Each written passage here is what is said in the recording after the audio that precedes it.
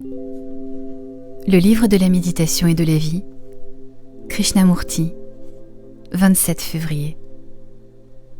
Un esprit libéré de toute occupation.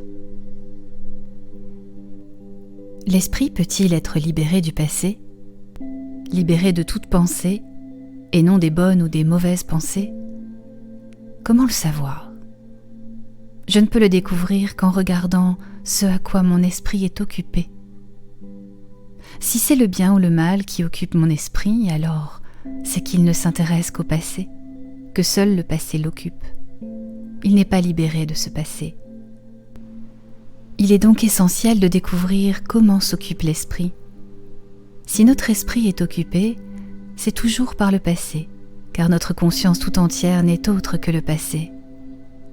Le passé ne se situe pas seulement à la surface, mais au niveau le plus profond, et les tensions ancrées dans l'inconscient sont aussi le passé.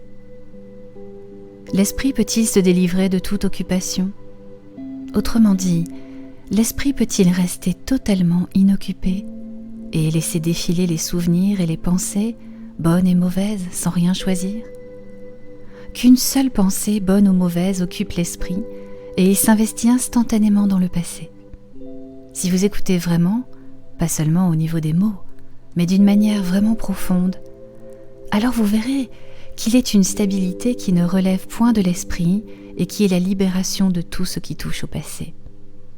Le passé ne peut cependant jamais être éliminé, mais ce passé défile sous notre regard sans devenir un sujet de préoccupation.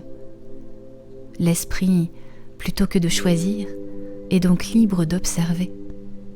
Quand le choix intervient dans ce mouvement du fleuve de la mémoire, l'occupation renaît, et dès que l'esprit est occupé, il redevient prisonnier du passé, et incapable de voir cette chose qui est réelle, vraie, neuve, originale, intacte.